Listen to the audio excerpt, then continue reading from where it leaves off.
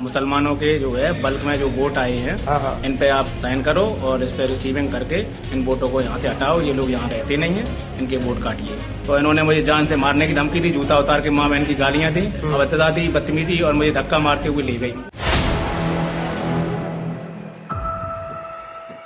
उत्तर प्रदेश में वोट का हक अब सवालों के घेरे में है और सवाल ये नहीं है कि वोट कट रहे हैं या नहीं, सवाल ये है कि क्या अब वोट बचाना भी जुर्म बन गया है। इटावा से सामने आया बीएलओ अश्विनी कुमार का वीडियो सिर्फ एक कर्मचारी की आपबीती नहीं है, ये उस सिस्टम की पोल है जो लोकतंत्र की रीढ़ पर ही लाठी चला रहा है।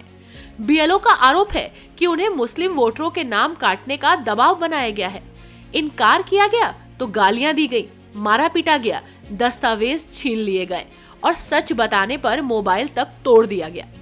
अगर ये आरोप सही है तो ये सीधा सीधा संविधान पर हमला है। क्या नाम है आपका? अश्विनी कुमार।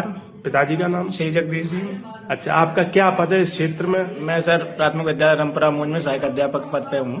अच्छा, और अभी जो SIR में विशेष इसमें अभियान में BLO बनाया गया मौज में। अच्छा। हाँ। फिर आज आपके साथ क्या घटना हुई? आज मैं सर नगला चौपला से नोटिस बांट के घर घर नोटिस बांट रहा हूँ सर, एक सप्ताह से लगभग। हाँ। और मैं नगला अर्जू की तरफ जा रहा था। हाँ। मुगलपरा नगला अर्जू के बीच में बाइक से मैं जा रहा था तो अचानक एक कार रुकी और उन्होंने, उसमें 3-4 लोग थे। कौन कौन था उसमें? ध्रुव कटेरिया हाँ। आगे बैठे थे, ड्राइवर था, और एक उदय प्रताप कटेरिया थे। हाँ। पुत्र काशीराम। हाँ। इन्होंने सर कहा कि आप रुको और ये मुसलमानों के जो है बल्क में जो वोट आए हैं, हाँ। इन पे आप साइन करो और इस पे रिसीविंग करके इन वोटों को यहाँ से हटाओ। ये लोग यहाँ रहते नहीं हैं, इनके वोट काटिए। वो लोग यहाँ पे रहते हैं? नहीं, कुछ लोग उनके वोट मैंने बनाए हैं, अभी वर्तमान में रह रहे हैं। अच्छा। 2-4 लोग नहीं रह रहे, तो मैंने कहा इस पे मैं जांच करूंगा, उच्च अधिकारियों को बताऊंगा। हाँ। और इन्होंने कहा कि नहीं अभी करो। तो मैंने कहा मैंने उसकी फोटो खींच ली। हाँ। तो इन्होंने कहा भोसड़ी कि तुमने मेरी कागजातों की या उसकी सरकारी डॉक्यूमेंट की कैसे फोटो खींची, इसे डिलीट कर।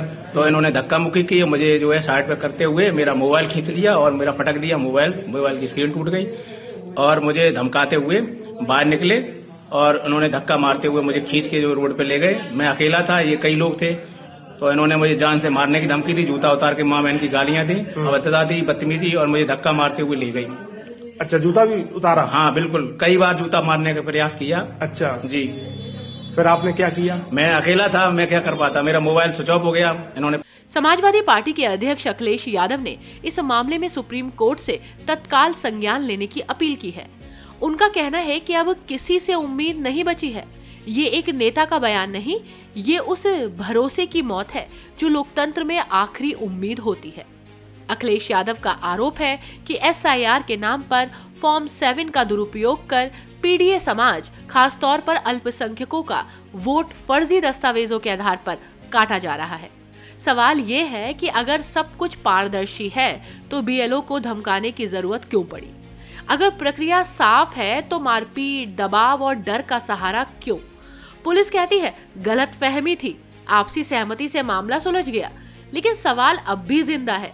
क्या लोकतंत्र में गलतफहमी के नाम पर वोट काटे जाएंगे? क्या BLO की पिटाई भी अब समझौता कहलाएगी? अखिलेश यादव ने मांग की है फॉर्म 7 पर तत्काल रोक लगे, अब तक जमा सभी फॉर्म रद्द हो, BLO से जबरदस्ती करने वालों पर FIR हो और फास्ट ट्रैक कोर्ट में सुनवाई हो, क्योंकि वोट सिर्फ एक कागज नहीं, ये नागरिक होने का सबूत है। और अगर वोट ही सुरक्षित नहीं तो फिर चुनाव, सरकार और लोकतंत्र सब एक दिखावा बनकर रह जाएगा। आज सवाल सिर्फ इटावा का नहीं है, ये सवाल पूरे उत्तर प्रदेश का है, पूरे देश का है। क्या सत्ता अपनी हार के डर से जनता का वोट ही मिटाने पर उतर आई है? निर्णय जनता को करना है, लेकिन उससे पहले जवाब सरकार को देना होगा।